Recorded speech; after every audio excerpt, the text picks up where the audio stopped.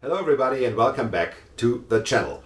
Today I'm talking about hockey. I'm talking about another team that is still in a rebuild or on the verge of coming out of a rebuild. Today I want to talk about the Detroit Red Wings. Very interesting team to look at, of course, with Steve Yzerman, the general manager. The Yzerplan, world famous. Yeah, he knows what he's doing and he's doing a great job. Let's see how far the Red Wings are in their rebuild. Are they about to come out, or what will happen this season? Let's have a look at the roster and talk about the Detroit Red Wings. Alright, ready? Red Wings, let's go. The Wings, according to Cap Friendly, have a little over 8 million in cap space. They do not have any restricted free agents to sign, and they have an extra second round pick in next year's draft and an extra fourth round pick in the 2024 draft. Beside of that, they have all their own draft picks. They were very successful in drafting recently. Of course, Moritz Seider, the guy from Mannheim, Germany, who won the Calder Trophy in the 2021-2022 season.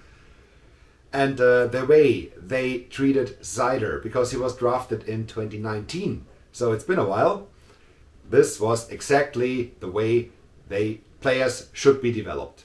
Moritz came out of Mannheim. He played in the DEL, the highest league in Germany, and with 18 he got drafted. Yeah, he had never played in a league outside of Germany. He was one of Mannheim's best defensemen. Yeah, I saw him play live when he was 18.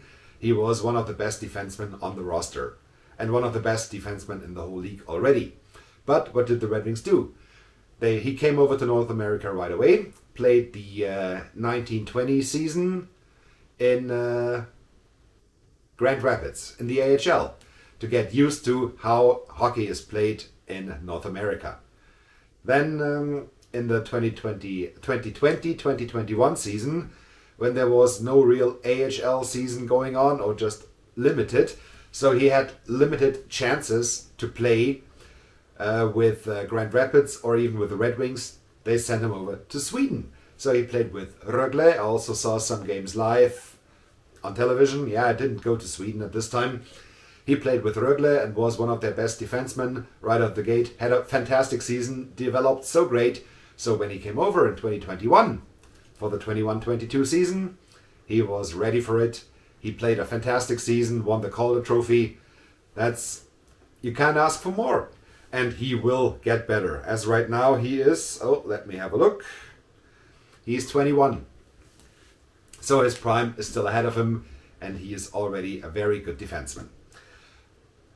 Further draft picks of the Red Wings, of course, Lucas Raymond, who was drafted in 2020, 4th overall. I think Seider was 6th or 7th, around that corner. At this time when Seider was drafted, of course, the call was, okay, you could have had him later in the first round or even in the second round.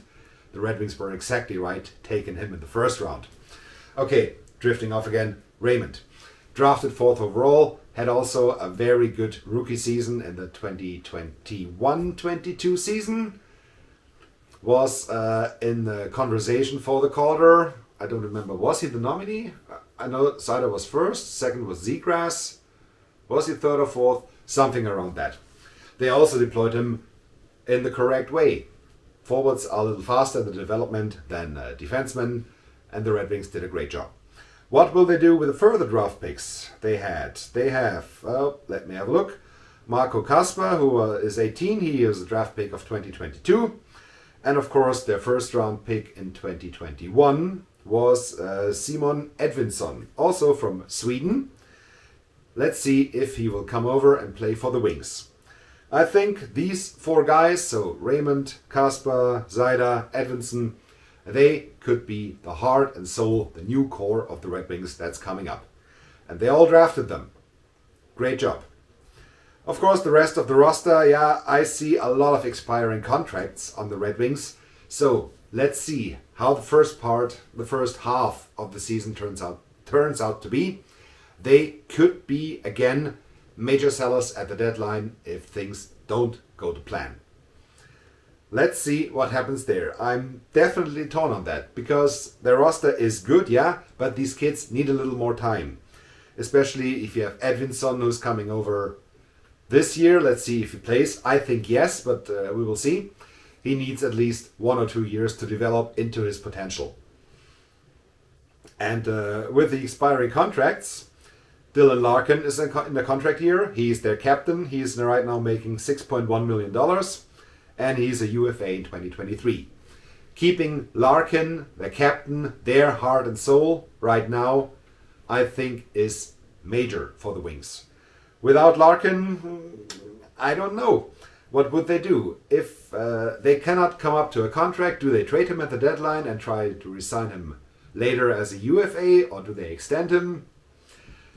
Trading, they could get a lot for Larkin at the trade deadline. Really a lot. I think there would be at least 2 first-round picks and a prospect. Maybe 1 first-round pick, another a high prospect and a roster player. Something around that. Larkin is pretty good, and he had a very good 21-22 season. Further expiring contracts, Tyler Bertuzzi is also expiring in 2023. He's right now making $4.75 million. He's 27, so a year older than Larkin, and he also had a very good season. Good player. Pius Suter is in a contract year.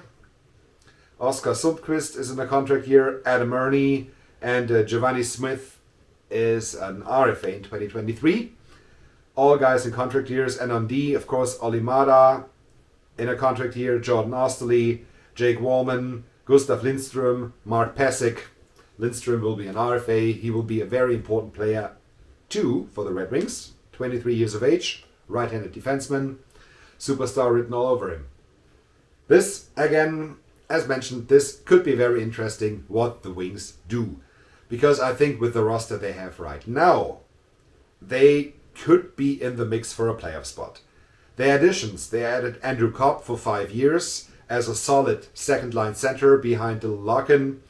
They added David Perron from St. Louis for 2 years at $4.75 million. Top 6 forward, definitely. He is 34, so on the older side of hockey players. But I think he can still be very good and a good leading figure for the young Red Wings that are coming up. On D, they signed Ben Sherratt, who is also 31 and got a 4-year contract. Maybe also as a mentor for guys like Lindström, Seider, and Edvinsson. Does Moritz Seider still need a leading figure? Maybe a little. Yeah, he won the Calder, but that's just the first step. He will get better. Beside of that, their defense, looks okay. Edvinsson could be a big step forward for this defense. And in goal, they signed Ville Husso. He had a very, very good season for St. Louis, a very good regular season. His first playoff series against Minnesota was a little rough, but I see that as a learning process. So Ville Husso will definitely, in the 3 years he is now in Detroit, I think the Red Wings will reach the playoffs within this time, and then he will be better than his first time out in the playoffs.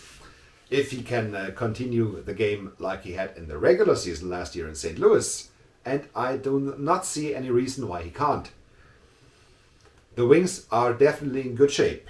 They also have Alex Nadelkovic, who is a UFA in 2023.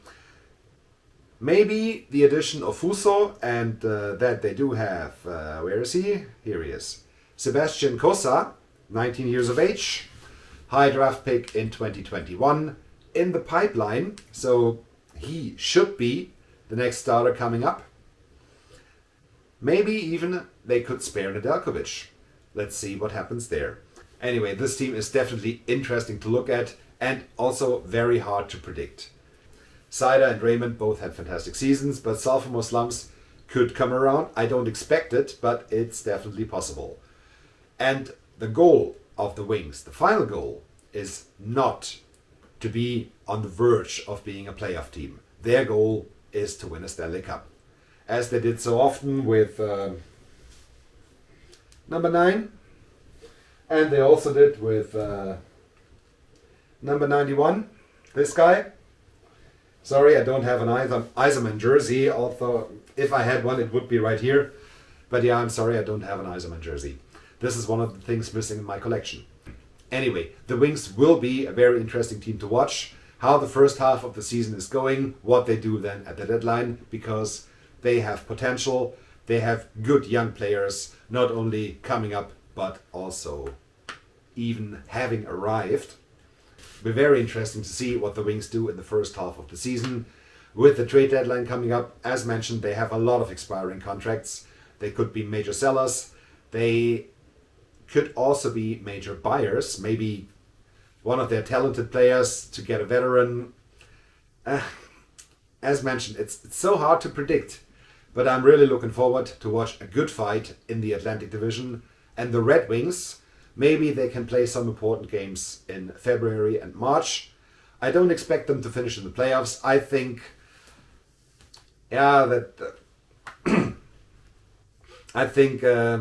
they cannot reach into the top three, which I think will be Toronto, Tampa, and Florida. And they will also have hard times keeping up with the Ottawa Senators. Maybe they could fight it out with the Bruins and the Sabres. And what the Canadiens do remains to be seen as well. But I think of this bunch, the Red Wings and the Senators both have shown upward momentum. I expect them both to be better this year in the 2022-2023 season, and both in the playoff conversation latest in 2025. Alright, that's it for this one. Let me know in the comment section below, what do you think about the Detroit Red Wings? How will it turn out? Is their rebuild finished, or do they have something more to do? They have the potential, I think, in both directions. Thank you very much for watching. Don't forget to hit like and subscribe, and see you soon with another talk about hockey.